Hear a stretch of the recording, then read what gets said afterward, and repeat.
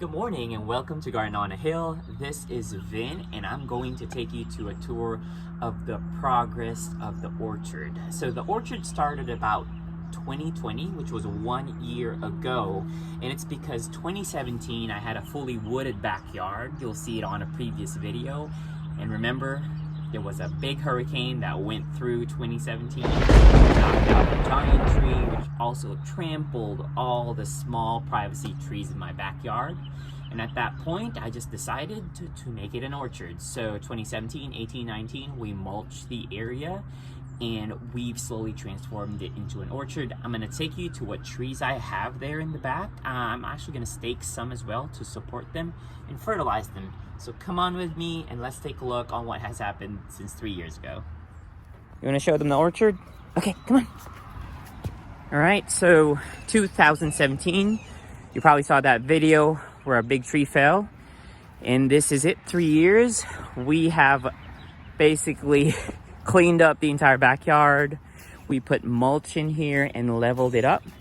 And now we have existing trees that are planted a year old here. And I'm just gonna quickly show you how this looks like. It's the dead of winter. Nothing is interesting, but let me show you how good the soil is now. So if I take this out, you see all this mulch? See how black the soil is? And how soft? That's because we covered this entire backyard with about 1 foot of mulch, which you can just get from Chip Drop. For those of you who don't know how to use Chip Drop, it's basically a free way for you to connect with your local arborist. If they have cut down a tree close to you, they will dump the mulch in wherever you want it in your house, as long as the truck can access that. So that's how this garden started.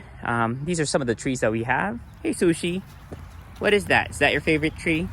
So we have a pawpaw here and another pawpaw there that I started last year, about 2 foot high now, and they did bloom in the fall, so I'm hoping that they get better this year. Again, baby trees. We have a plum right here. This is a bubblegum plum. Did pretty well, it's still alive. It did have leaves, so it's going to grow, I'm sure.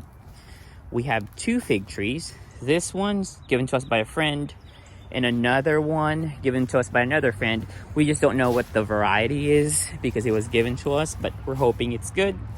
As you can see, I'm gonna have to redo some of these stakings, but this is how we stake them. So basically we have 3, scrap wood, and then we have a screw or a nail, and then you just tie it to the plant on 3 corners so it's supported on all 3 edges.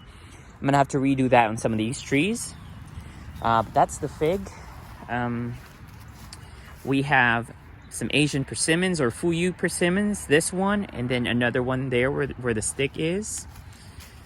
There are 2 Asian pears. One Sushi is basically, I think, peeing on or just smelling on. And that is the other Asian pear. And then this is the one that really took off. This is a peach tree that we just planted. Probably was like 8 inches tall last year, but look how big it is and how thick it is now. It's probably about 1 inch thick from a very small tree last year. So quick takeaway, the reason why I wanted this to be an orchard is, one, of course, fruits are great for your garden, right? It's something that you can enjoy. It does take a long time to establish, probably 3 years, but it is something you want to enjoy when it starts to bear fruit. Number 2, it's going to serve as a privacy screen because now my neighbor is exposed because it took down all the privacy trees the last time there was a hurricane. But that is it. This is this area. I'm actually going to work on a couple of staking in here and fertilize the trees this February. Hopefully you do it the same way. Hopefully this interests you. If you're into orchards, this is how I'm starting. This is actually a first year of my journey of having an orchard. So if you are new to gardening, you probably... So there are geese over my head again.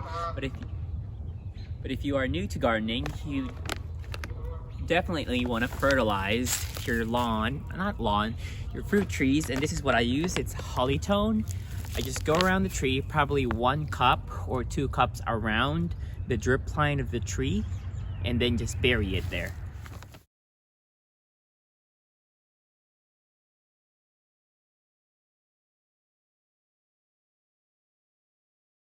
Kind of go around and loosen up the soil a little. Take out all the weeds around the tree, and then form kind of like a moat around it. See, the soil is really good.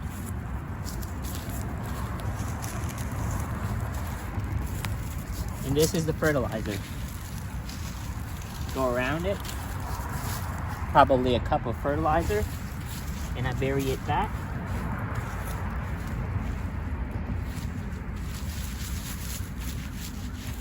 And cover it. And that's how I do every tree. That is it. That is the first year of my little small orchard that I've started. Again, nothing really special. I'm just showing you what has happened since 3 years ago. Hopefully it didn't bore you. There's nothing green, it was all brown, but another hawk. But I do appreciate if you can give me some advice, give me some tips, because as I go through this journey, I would need some help too. It's my first time. I can't share any learnings yet, but I'm willing to share or get some knowledge from you. So you can definitely make your comments. You can also hit subscribe after my video. It's going to be to the right or the left. It's a red button, so we can keep on sharing all these things for starting a small orchard. Thank you.